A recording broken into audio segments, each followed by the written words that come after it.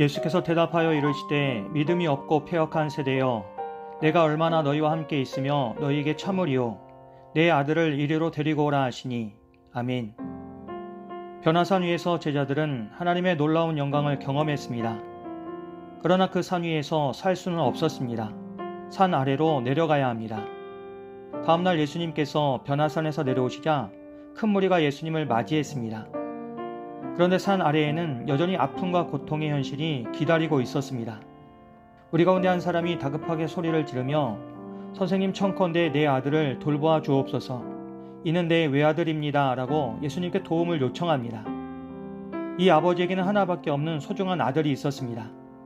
그런데 그 아이는 귀신에게 붙들려 큰 고통 가운데 있었습니다. 귀신은 아이를 갑자기 부르짖게 하고 심한 경련을 일으키며 거품을 흘리게 했습니다. 아이는 반복되는 그 고통 속에서 몸과 마음이 몹시 상해 있었습니다. 아버지는 어떻게든 아들을 살려보려고 예수님의 제자들에게 데려갔습니다. 이미 예수님의 능력에 대한 이야기를 들었고 제자들에게도 소망을 걸었던 것입니다.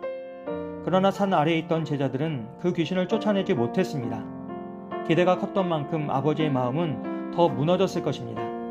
그리고 이제 그는 마지막이라는 심정으로 산 아래로 내려오신 예수님께 직접 나아갔습니다. 여기서 우리는 오랜 시간 지쳐 있었던 한 아버지의 눈물과 간절함을 보게 됩니다. 자녀의 아픔 앞에서 부모는 쉽게 무너집니다. 대신 아플 수도 없고 아무것도 해줄 수 없다는 그 무력감은 사람을 더욱 절망하게 만듭니다. 우리의 삶에도 이런 순간들이 때때로 찾아옵니다. 열심히 애써 보았지만 아무 변화가 없고 사람의 힘으로는 해결할 수 없는 한계를 만날 때가 있습니다. 기도해도 답답하고 기대했던 도움조차 무너질 때가 있습니다. 바로 그때 우리는 어디로 나아가야 하는지를 오늘 본문은 말해줍니다. 결국 그 아버지는 예수님께 나아왔습니다.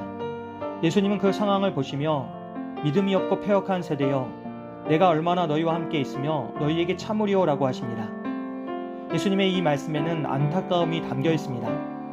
제자들은 이미 예수님과 함께 다니며 수많은 기적을 보았습니다. 귀신을 내쫓고 병든 자를 고치는 권능도 받았습니다.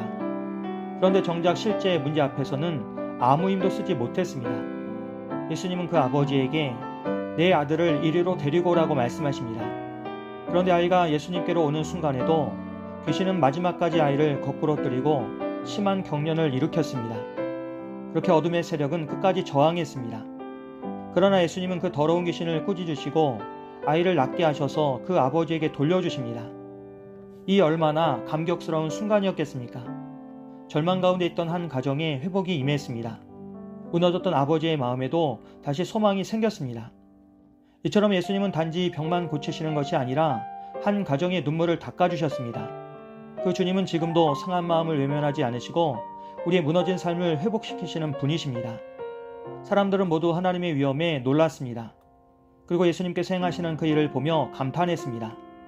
모두가 기적과 능력에 시선을 집중하고 있을 때 예수님은 제자들에게 이 말을 너희의 귀에 담아두라고 말씀하시며 인자가 장차 사람들의 손에 넘겨질 것이라고 말씀하십니다.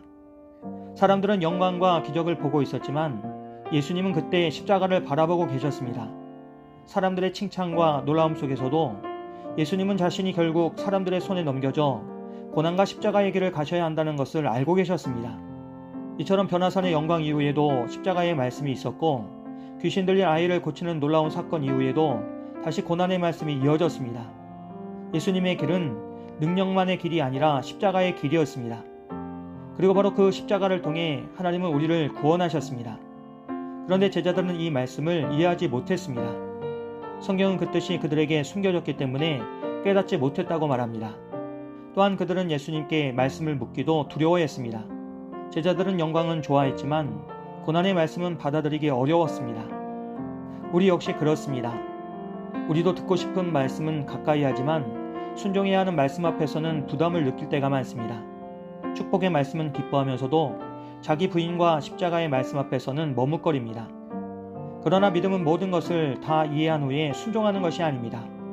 때로는 알지 못해도 주님의 말씀을 마음에 담고 따라가는 것입니다.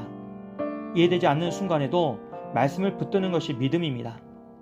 예수님은 오늘날 문제 가운데 살아가는 우리들에게도 이리로 데리고 오라고 말씀하십니다. 그 주님께 가져가지 못할 우리의 문제는 없습니다. 가정의 아픔도, 마음의 상처도, 오래된 절망도 우리는 주님 앞에 가지고 나아갈 수 있습니다. 그리고 바로 그때 주님은 우리의 모든 문제를 해결해 주십니다. 우리가 살아가는 산 아래의 현실은 여전히 힘들고 복잡하지만 예수님은 그곳에서도 여전히 사람을 회복시키시고 하나님의 일을 이루고 계십니다. 그러므로 우리는 낙심하지 말고 끝까지 주님께 나아가야 합니다.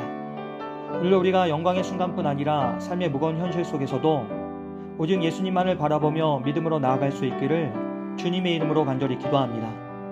신실하신 하나님, 우리의 연약함과 해결할 수 없는 문제를 모두 주님 앞에 내려놓습니다.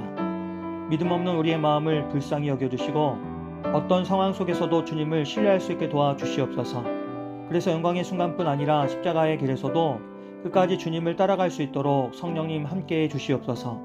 예수님의 이름으로 기도합니다. 아멘.